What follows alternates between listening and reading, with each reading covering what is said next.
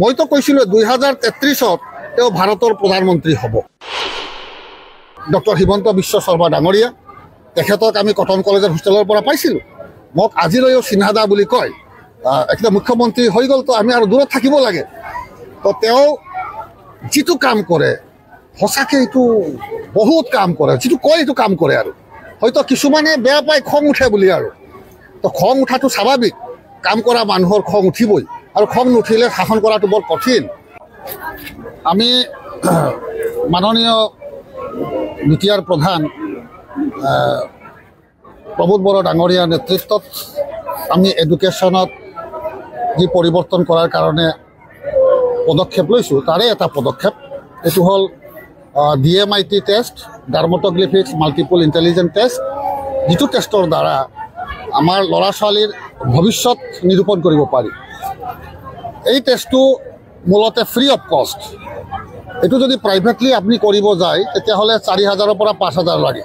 কিন্তু বিটিআৰ চৰকাৰে এইখিনি গোটেই BTADৰ ক্লাছ 5-ৰ পৰা ক্লাছ 12 লৈ নিয়াৰলি 7,39,103 ষ্টুডেণ্ট আছে। গোটেইকেইটা ষ্টুডেণ্টছত ফ্ৰী টেষ্ট কৰোৱা হৈ আছে আৰু আৰম্ভ হৈছে। আমি ইতিমধ্যে ওদালগুৰি ডিষ্ট্ৰিক্টটো শেষ কৰিলোঁ।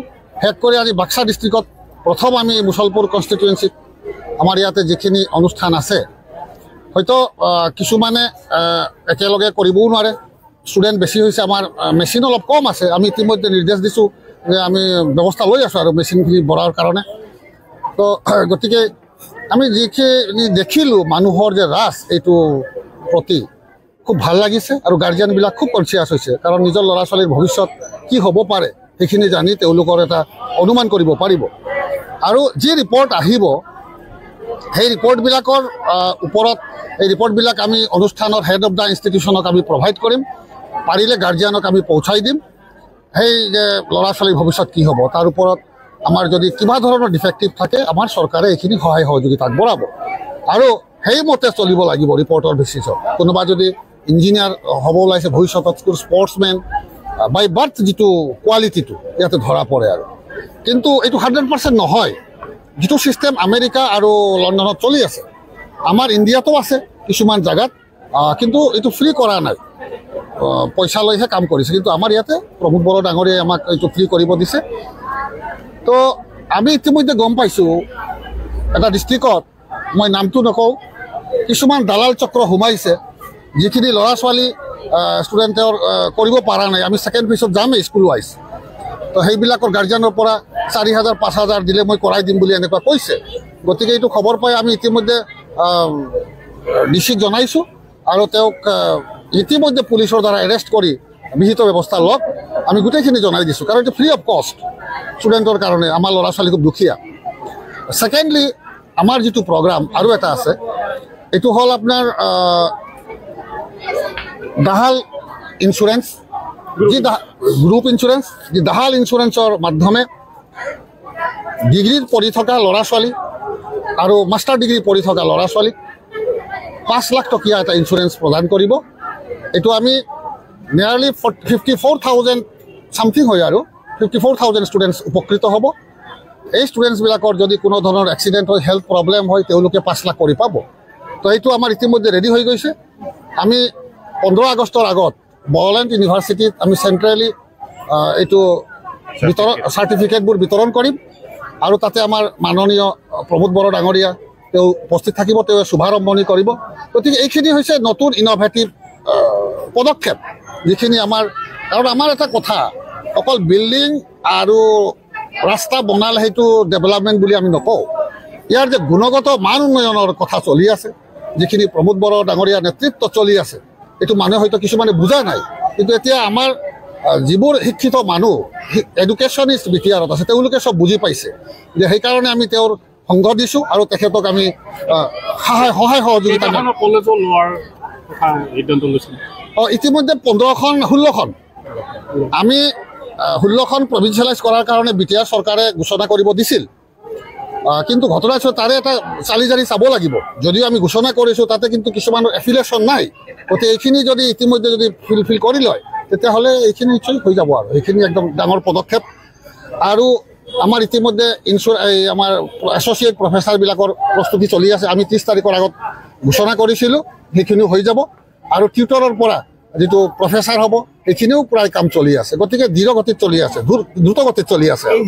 DMIT টীম এটা আছে, যিটো এক্সপিৰিয়েঞ্চ টীম, সেই টীমে ফিংগাৰপ্ৰিণ্টছ দ্বাৰা ট্ৰেইনিং কৰা আৰু ফিংগাৰপ্ৰিণ্টছ দ্বাৰা ৰিপৰ্টটো লয়। আৰু ষ্টুডেণ্টসকল কেনেধৰণৰ সফল হ'ব বুলি ভাবে? তাৰমানে আমি ধৰক মেট্ৰিক যদি কোনোবা ফাৰ্ষ্ট ডিভিজন 2টা লেটাৰ পালে, তেতিয়া ভাবি লয় এইটো ছায়েন্সতে পঢ়িব লাগিব, কিন্তু আচলতে সেই ছায়েন্সৰ ষ্টুডেণ্ট নহয়। গতিকে সেইখিনি মাক দেউতাকে বুজি নাপায়, সেইখিনি নিৰূপণ কৰিব আমাৰ মেচিনে। এই ল'ৰাটো কোন ছাইড, আৰ্টছ পঢ়িলে ভাল হ'ব না কমাৰ্চ পঢ়িলে ভাল হ'ব না ছায়েন্স পঢ়িলে ভাল হ'ব, তেওঁৰ লাইনটো কোনটো, এইটো এই DMIT টেষ্টে এইটো নিৰূপণ কৰি দিব।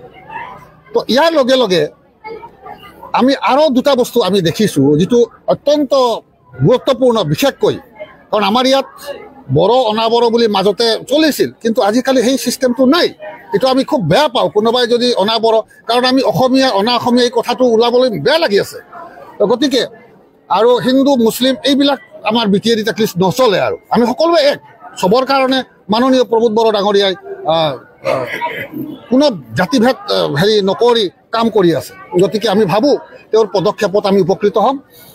তো আমি বিচাৰিছোঁ কি, আমাৰ যিখিনি 6 শিডিউল এৰিয়া ট্ৰাইবেলৰ টেক্স ফ্ৰী হয়, তো যিখিনি নন ট্ৰাইবেল থাকে তেওঁলোকৰো টেক্স ফ্ৰী হোৱাৰ কাৰণে মাননীয় প্ৰমোদ বড়ো ডাঙৰীয়াক আমি প্ৰস্তাৱ এটা দিছোঁ। এইটো হ'ল স্পেচিয়েল ইকনমিক জ'ন। তো বড়োলেণ্ড এৰিয়া যদি স্পেচিয়েল ইকনমিক জ'ন যদি কৰে, তেতিয়াহ'লে আমাৰ যিখিনি নন ট্ৰাইবেল মানুহ বিজনেছমেন যিখিনি টেক্স দিব লগা হয়, তাৰে 50% ৰেহাই হ'ব। ইতিমধ্যে তেওঁ চেণ্ট্ৰেলৰ লগত কথা পাতিছে। তো গতিকে ইতিমধ্যে তেওঁ এছেম্বলিত পাছ কৰিব, যদি সম্ভৱ হয় ইলেকশ্যনৰ আগতে এছেম্বলিত এই বস্তুটো পাছ কৰিব। তেতিয়া আমাৰ যিখিনি নন ট্ৰাইবেলৰ যিটো টেক্স, এইটো এটলিষ্ট আধা হৈ যাব। আৰু এটা পদক্ষেপ আমি তেওঁলোকক আমি এডভাইজাৰী কমিটি হিচাপে তেওঁক প্ৰস্তাৱ দিছোঁ যে আমাৰ BTADত টোটেল 6 লাখমান ঘৰ আছে, গৃহ যিটো, প্ৰতিটা ঘৰত ফেমিলি, প্ৰতিটা ঘৰত এটা এটা চাকৰি দিব লাগে। এইটো আমি তেওঁক প্ৰস্তাৱ দিছোঁ। তেওঁ সহানুভূতিৰে বিবেচনা কৰিম বুলি কৈছে। আৰু এইটো এটা ডাঙৰ পদ, কাৰণ ইতিমধ্যে তেওঁ 1500মান শিক্ষক দিলে আৰু দি আছে আৰু হ'ব। আৰু গতিকে আমি দালাল চক্ৰৰ পৰা সাৱধান থাকিবলৈ ৰাইজক আমি অনুৰোধ জনাইছোঁ। আৰু তো এই মই সিদিনাও কৈছিলোঁ, এইখিনি কাম কৰোঁতে আমাৰ বিশেষ বৰঙণি আগবঢ়াইছে মাননীয় মুখ্যমন্ত্ৰী অসমৰ কৰ্মশ্ৰী ডক্টৰ হিমন্ত বিশ্ব শৰ্মা ডাঙৰীয়া। তেখেতক আমি কটন কলেজৰ হোষ্টেলৰ পৰা পাইছিলোঁ। মোক আজিলৈও চিহ্নাদা বুলি কয়। এতিয়া মুখ্যমন্ত্ৰী হৈ গ'ল, তো আমি আৰু দূৰত থাকিব লাগে। তো তেওঁ যিটো কাম কৰে সঁচাকৈ এইটো বহুত কাম কৰে, যিটো কয় সেইটো কাম কৰে। আৰু হয়তো কিছুমানে বেয়া পায়, খং উঠে বুলি। আৰু তো খং উঠাটো স্বাভাৱিক, কাম কৰা মানুহৰ খং উঠিবই, আৰু খং নুঠিলে শাসন কৰাটো বৰ কঠিন। তো গতিকে আজি আমি তেওঁকো ঈশ্বৰৰ তাত প্ৰাৰ্থনা কৰি দিছোঁ। মইতো কৈছিলোঁ 2033-ত তেওঁ ভাৰতৰ প্ৰধানমন্ত্ৰী হ'ব। এই কথাটো মই বাৰে বাৰে উনুকিয়াই দিছোঁ, 2033-ত প্ৰধানমন্ত্ৰী হ'ব। কাৰণ আমি কটন কলেজৰ অডিটৰিয়ামত যেতিয়া মিটিং হৈছিল, মোৰ পুৰণি চিনাকি, আমি চব প্ৰিন্সিপালবিলাকেই আছিলোঁ। তেতিয়া কৈছিলোঁ আপুনি মুখ্যমন্ত্ৰী হ'ব লাগে, চব কাম আপুনিয়ে কৰে। তেতিয়া মোক কৈছিল চিহ্নাদা এনেকুৱা ক'ব নাপায় বুলি কৈছে, বেয়া পাব বোলে। নাই নাই, মুখ্যমন্ত্ৰী হ'ব লাগে, ঈশ্বৰে কৃপা কৰিলে তেওঁ মুখ্যমন্ত্ৰী হৈ গ'ল। এতিয়া মোৰ মুখেদি ওলাইছে তেওঁ প্ৰধানমন্ত্ৰী হ'ব 2033-ত। চাই থাকক। আৰু নৰেন্দ্ৰ মোদীৰ পিছত হয়তো নীতিন গাডকাৰী আহিব, নীতিন গাডকাৰীৰ পিছত তেওঁৱে যোগ্য বুলি মই ভাবোঁ। কি নাম আপোনাৰ? মই ডক্টৰ RN সিনহা, আমাৰ ইয়াতে। তো গতিকে এইখিনি মই তেওঁক ঈশ্বৰৰ তাত প্ৰাৰ্থনা কৰি দিছোঁ, অসমৰ এবাৰ মুখ্যমন্ত্ৰী অসমৰ পৰা এবাৰ ভাৰতবৰ্ষৰ প্ৰধানমন্ত্ৰী হ'ব লাগে, আমি সেইটো বিচাৰিছোঁ। আৰু প্ৰমোদ বড়োই যিখিনি পদক্ষেপ আৰম্ভ কৰিছে, এই 5 বছৰত 2 বছৰতো কৰোণাই গ'ল, কাম কৰিবই পৰা নাই। মানুহে বুজি পোৱা নাই কাম কৰা নাই বুলি। কিন্তু কৰোণাততো কেনেকৈ কাম কৰিব, ৰাইজৰ ওচৰত যাওঁতে মানুহৰ ডিষ্টেঞ্চ মেইনটেইন কৰিব লগা হয়। তো 3 বছৰ থাকিল, 3 বছৰত ছেপ্টেম্বৰতহে 3 বছৰ পূৰা হ'ব। এই 3 বছৰত যিখিনি কাম কৰিছে, মই সেই তাকেই কৈছোঁ, ৰাস্তা বিল্ডিং বনালে ডেভেলপমেণ্ট নহয়, এডুকেশ্যনত যিটো গুণগত মান উন্নয়ন কৰিছে, এইটো আপোনালোকে নিশ্চয় ৰিয়েলাইজ কৰিব পাৰে, আমিও ৰিয়েলাইজ কৰিব পাৰিছোঁ। আৰু মই আজি এইখন স্কুলৰ ইনফ্ৰাষ্ট্ৰাকচাৰ অলপ লেবৰেটৰী ভিজিট কৰিছোঁ। মই গৈয়ে মাননীয় প্ৰমোদ বড়ো ডাঙৰীয়াক কনভিন্স কৰাম এইখন স্কুলে ডেভেলপমেণ্ট গ্ৰাণ্ট পাওক আৰু লেবৰেটৰী বনাওক। আৰু ইতিমধ্যে BRPLকো মই অনুৰোধ কৰিম তেওঁলোকে যাতে গ্ৰাণ্ট পায় আৰু নহ'লে মানুহবোৰ আজিকালি মডাৰ্ণ হৈ গৈছে। Thank you. এইখিনি হৈছে কথা আৰু অসমৰ মুখ্যমন্ত্ৰী ডক্টৰ হিমন্ত বিশ্ব শৰ্মা হানি ট্ৰেপিঙৰ জালত পেলোৱাৰ চক্ৰান্ত চলিছিল আৰু মুখ্যমন্ত্ৰী কাৰ্যালয়লৈ আহিছিল এগৰাকী ঝাৰখণ্ডৰ মহিলা, এগৰাকী অসমৰ মহিলা, দুগৰাকীকৈ মহিলা আহিছিল মুখ্যমন্ত্ৰীৰ কাৰ্যালয়লৈ আৰু সেই হানি ট্ৰেপিঙৰ জালত পেলোৱাৰ বাবে চেষ্টা চলাইছিল তেওঁলোকে। কাৰণ বিভিন্ন সময়ত আমি খবৰ পাওঁ বা খবৰ সম্প্ৰচাৰ কৰোঁ, বহু লোক সৰ্বশ্ৰান্ত হৈছে, ধনী ধনী লোকক আৰু সুন্দৰী সুন্দৰী যুৱতীয়ে টাৰ্গেট কৰে, তেওঁলোকৰ পৰা ধন লুটে, লাখে লাখে টকা লুটি অন্তৰ্ধান হয়। গতিকে এই হানি ট্ৰেপিঙৰ জাল এইবাৰ অসমৰ মুখ্যমন্ত্ৰী ডক্টৰ হিমন্ত বিশ্ব শৰ্মাকো চুই গৈছে। ঝাৰখণ্ডৰ মহিলাই মিঠা কথাৰে জালত পেলাবলৈ চেষ্টা কৰিছিল অসমৰ মুখ্যমন্ত্ৰী হিমন্ত বিশ্ব শৰ্মাক। ঝাৰখণ্ডৰ মহিলাগৰাকীৰ সৈতে অসমৰ এগৰাকী মহিলা মুখ্যমন্ত্ৰী কাৰ্যালয়লৈ অহাৰ কথা ইতিমধ্যে জানিব পৰা গৈছে। ঝাৰখণ্ডৰ যিগৰাকী প্ৰাক্তন মুখ্যমন্ত্ৰী বাবুলাল মাৰাণ্ডীয়ে এই চাঞ্চল্যকৰ অভিযোগটো আনিছে। এগৰাকী শীৰ্ষ আৰক্ষী বিষয়াই এই ষড়যন্ত্ৰ কৰা বুলি এক্স হেণ্ডেলত ইতিমধ্যে জনাইছে এই কথা ঝাৰখণ্ডৰ প্ৰাক্তন মুখ্যমন্ত্ৰী বাবুলাল মাৰাণ্ডীয়ে। তেখেতৰ এই টুইট আমি দেখুৱাইছোঁ আপোনালোকক। এক্স হেণ্ডেলৰ জৰিয়তে এই টুইট ব্যক্ত কৰি অভিযোগ আনিছে তেওঁ। এয়া হৈছে ঝাৰখণ্ডৰ প্ৰাক্তন মুখ্যমন্ত্ৰী বাবুলাল মাৰাণ্ডীৰ এটা টুইট আৰু সেই টুইটত বিস্ফোৰক অভিযোগ। অসমৰ মুখ্যমন্ত্ৰীক হানি ট্ৰেপিঙৰ জালত পেলোৱাৰ ষড়যন্ত্ৰ চলিছিল আৰু ঝাৰখণ্ডৰ এগৰাকী মহিলাই মিঠা মিঠা কথাৰে প্ৰৰোচনাৰে মহিলাগৰাকীয়ে মুখ্যমন্ত্ৰীগৰাকীক জালত পেলাবলৈ চেষ্টা কৰিছিল বুলি অভিযোগ উত্থাপন হৈছে। ঝাৰখণ্ডৰ বিধানসভা নিৰ্বাচনৰ সময়ত এই ঘটনাটো ঘটিছিল আৰু এই ঘটনাক লৈ এটা প্ৰতিক্ৰিয়া মুখ্যমন্ত্ৰীগৰাকীৰ।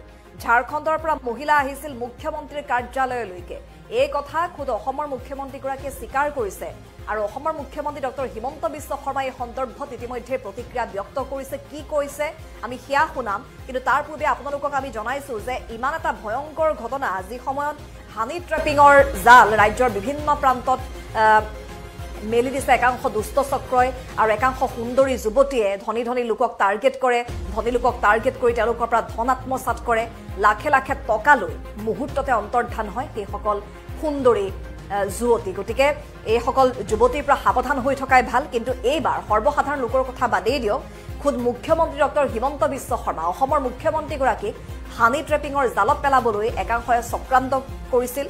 ঝাৰখণ্ডৰ এগৰাকী মহিলা আৰু অসমৰ এগৰাকী মহিলাই মিঠা মিঠা কথাৰে প্ৰলোভনেৰে বিভিন্ন প্ৰৰোচনাৰে আসলে মুখ্যমন্ত্ৰীগৰাকীক জালত পেলাবলৈ চেষ্টা কৰিছিল। এই কথা এতিয়া পোহৰলৈ আহিছে আৰু ঝাৰখণ্ডৰ প্ৰাক্তন মুখ্যমন্ত্ৰী বাবুলাল মাৰাণ্ডীয়ে আনিছে চাঞ্চল্যকৰ অভিযোগ।